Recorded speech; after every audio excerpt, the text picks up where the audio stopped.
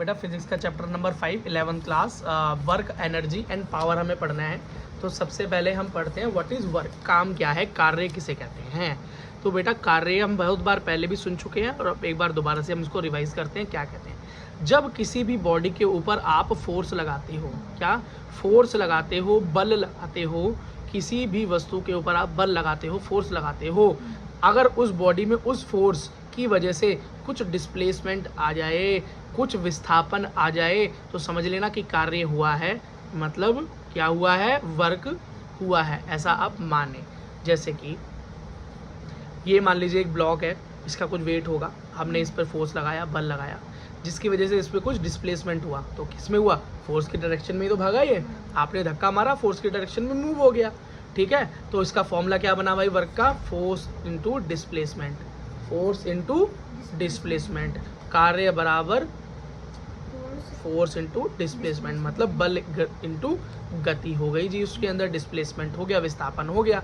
ठीक, अब एक दूसरा केस क्या हुआ कि किसी ने एक यही बॉक्स पड़ा हुआ है, वेट पड़ा हुआ है, कोई वस्तु, इस पर एक रस्सी बांधी हुई है, अपने कंधे पे पकड़ के आगे खींचता हुआ जा रहा है, क्या जा रहा है, आगे खींचता हुआ जा रहा है। तो डिस्प्लेसमेंट किस तरफ हो रहा है, जिस तरफ वो मूव कर रहा है आदमी, है ना, और जिस तरफ फोर्स लग रही है, ये बात तो दोनों तरफ एक ही है, लेकिन यहाँ पर एक बात अलग है कि भाई रिक्शा जो ये एंगल बन रहा है रस्सी का, ये बिल्कुल सीधा तो नहीं है, यहाँ तो एकदम स्ट्रेट था, यहाँ सीधा तो नहीं है, यहाँ ऊपर की तरफ है और मोशन आगे की तरफ हो रहा है। तो जब भी आपको इस तरह से दिखाई दे तो हमें कंपोनेंट्स में तोड़ना पड़ता है।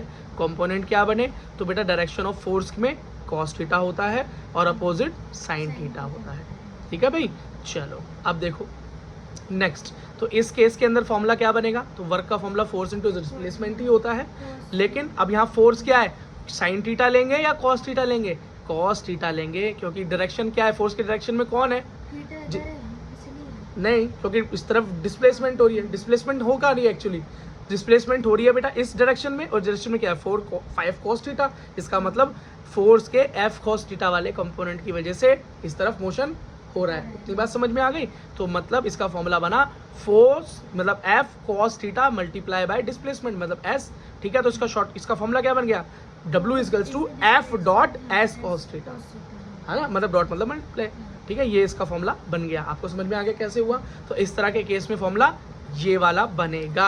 अब एक और चीज़ सीख लो, बड़ी इंपॉर्टेंट बात है भाई। देखो पढ़ने में ये चीज़ें आसान लगेंगी, क्योंकि मैंने क्या किया है, सारी चीज़ों को आपके लिए बहुत स्मूथ, आसान, छोटा कर दिया है, नहीं तो ये चीज़ें थोड़ी सी कॉम्प्लिकेट होती हैं, और NCERT साथ में कवर हो रही है। ठीक, तो भाई हमें पता है कि work equals to force dot sine theta होता है, कब, अगर कोस को हटा दिया जाए, f cos theta into displacement में से कॉस को अगर मैं रिमूव करूंगा तो डॉट प्रोडक्ट आएगा, और अगर इसकी जगह साइन होता और उसमें हटा देता तो क्रॉस प्रोडक्ट आता है। बस इतनी सी बात को याद रखो, बाद में न्यूमेरिकल्स में काम आती है।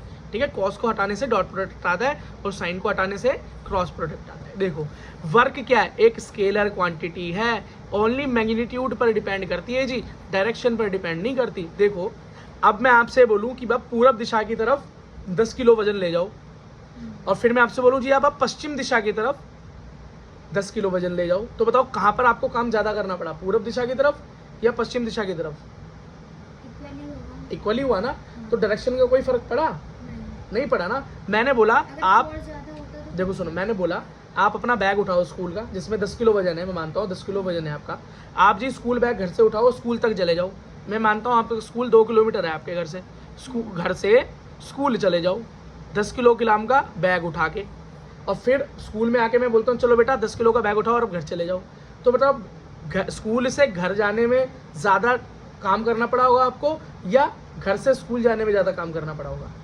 जिसका डिस्टेंस अगर ज़्यादा है बेटा बराबर ही है, 2 किलोमीटर है, घर से स्कूल जाऊँ तो भी 2 किलोमीटर है, तो काम में कोई दिक्कत, तो डायरेक्शन जो भी हो, घर से स्कूल चाहे स्कूल से घर, तो डायरेक्शन से वर्क का कोई लेना देना नहीं है जी, वर्क का कोई लेना देना नहीं है। चलो इसकी यूनिट फॉर्मूला क्या होता है, यूनिट डायमेंशनल फॉर्मूला होता है इसका ml² t-2। ठीक है भाई, चलो अब एक चीज़ होती है जी पॉजिटिव वर्क, एक होता है नेगेटिव वर्क, और एक होता है जी जीरो वर्क। तो हमें समझना है व्हाट इज पॉजिटिव वर्क।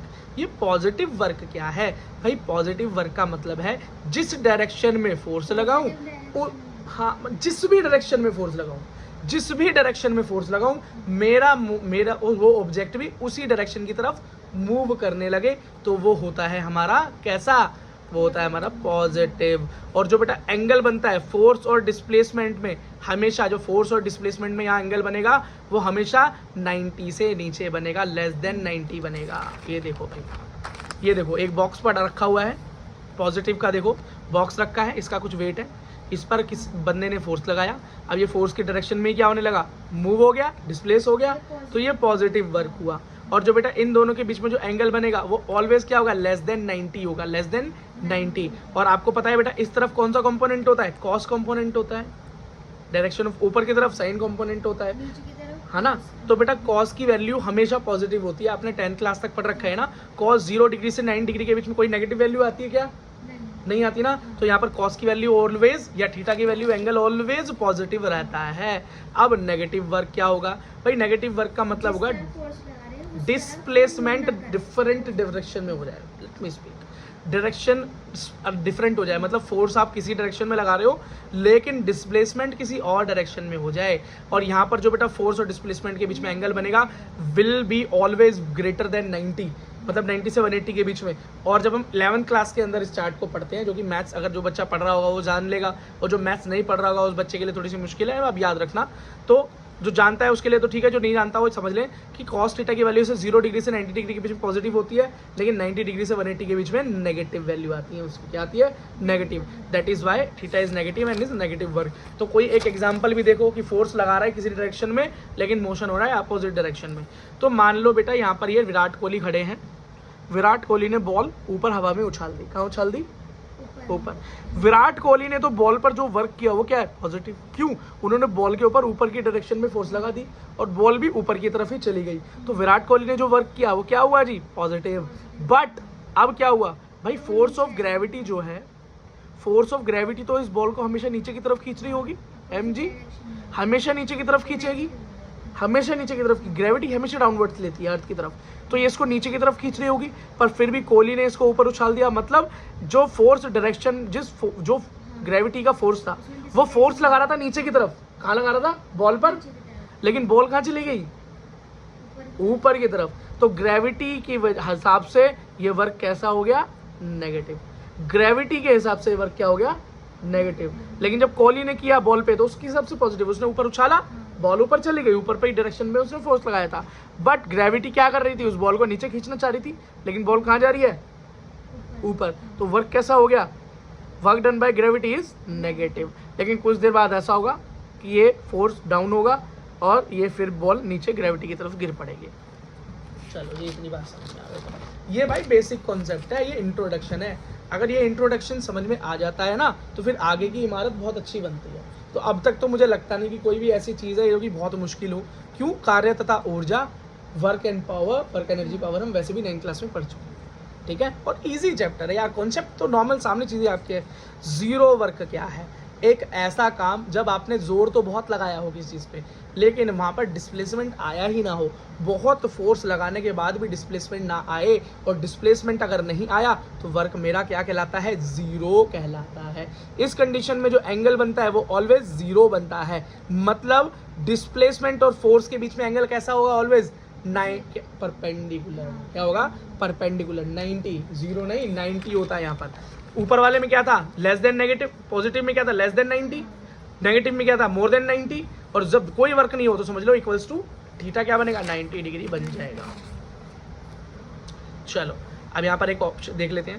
ये बहुत बड़ा पत्थर है, मान लो बहुत भारी है, 1000 किलो इसका वेट है, और आप इसे क्या कर रहे हो, आप फोर्स लगा रहे हो, आप बाहुबली नहीं हो।